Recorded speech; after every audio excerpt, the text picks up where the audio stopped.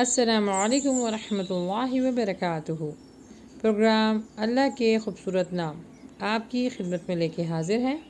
جیسے کہ آپ لوگوں کو معلوم ہے کہ اس پروگرام کو لے کے ہم آپ کو کچھ وظائف بتاتے ہیں، اور سب سے امپورٹنٹ چیز کہ اس نام کی معرفت، جی ہاں، یعنی معرفت، اس کا ترجمہ، تفسیر، اس کی تجوید اور اس کے معنی، اور اس سے کیا ہمیں علم حاصل ہوتا ہے کہ اس نام کے مطابق ہم اپنی زندگی گزاریں۔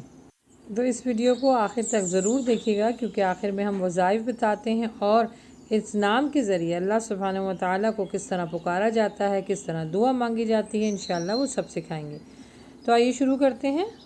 اللہ سبحانہ و تعالیٰ کا بہت ہی پیارا نام المتکبر، بڑائی اور بزرگی والا۔ متکبر کبیر سے بنا ہے۔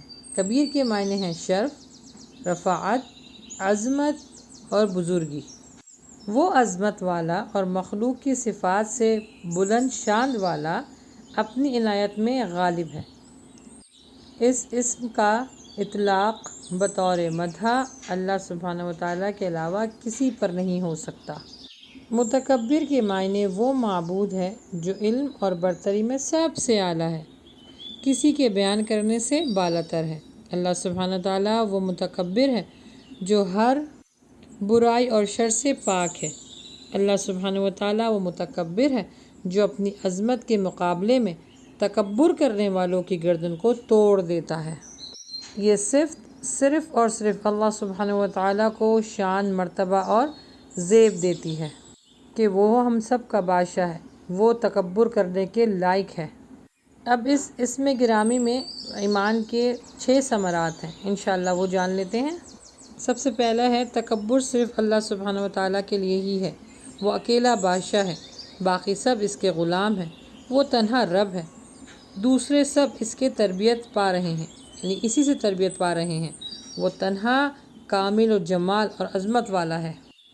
اللہ کے نبی صلی اللہ علیہ وسلم رکوع اور سجود میں یہ بیان کیا کرتے تھے، جبروت، ملکوت، کبریائی اور عظمت والا صرف اور صرف اللہ ہے۔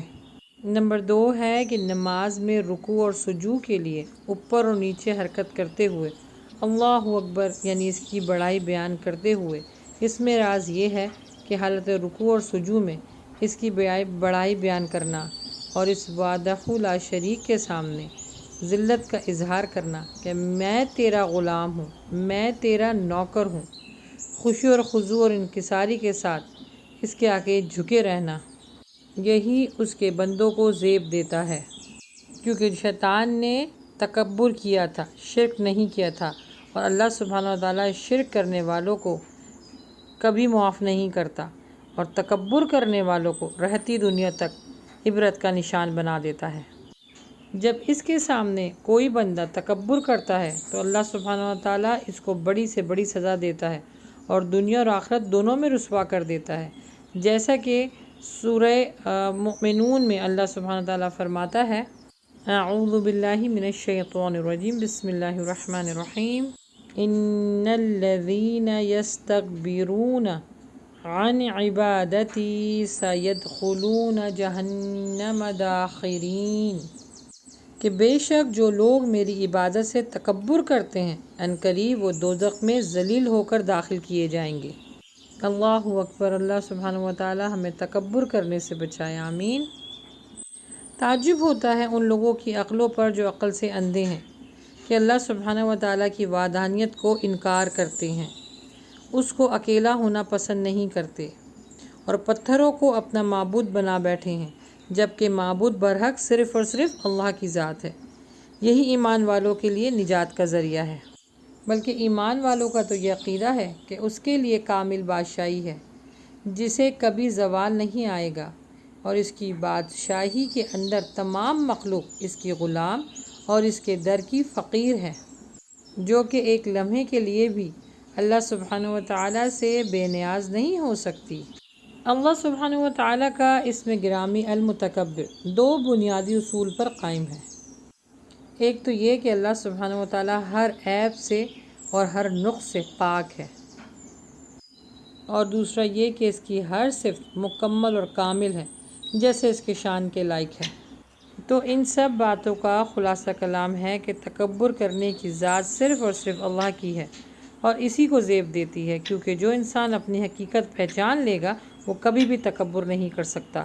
اللہ سبحانہ وتعالیٰ قرآن پاک میں جگہ جگہ فرماتے ہیں کہ ہم نے تم کو ایک ناپاک نطفے سے پیدا کیا ہے، تمہیں تخلیق دیا ہے ایک ناپاک پانی سے، تو تم کو یہ زیب نہیں دیتا کہ زمین پر غرور اور تکبر کے ساتھ رہو۔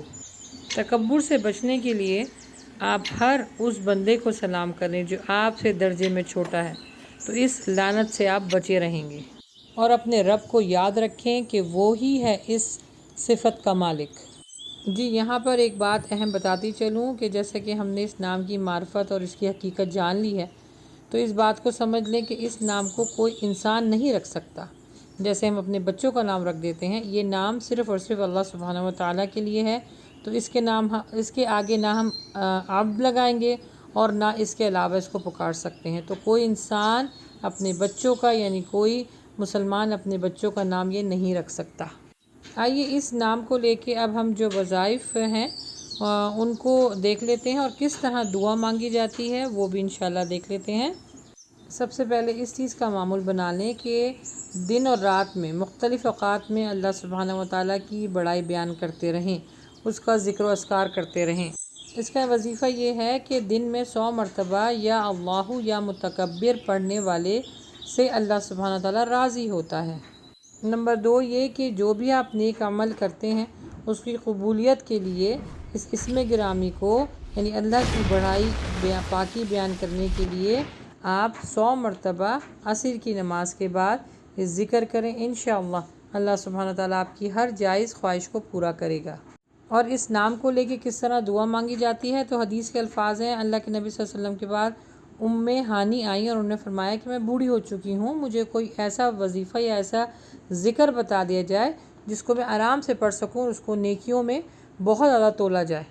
تو اللہ کے نبی صلی اللہ علیہ وسلم نے فرمایا کہ یہ ذکر آپ صبح شام کریں، اللہ کی راہ میں 100 گھوڑے دینے سے بہتر ہے۔ اور وہ ذکر یہ ہے، 100 مرتبہ اللہ اکبر، 100 مرتبہ الحمدللہ اور 100 مرتبہ سبحان اللہ پڑھیں، انشاءاللہ اللہ سبحانہ تعالیٰ آپ کی نیکیوں میں خوب اضافہ کریں گے۔ اللہ سبحانہ تعالیٰ ہم کو تکبر کرنے سے بچائے، آمین۔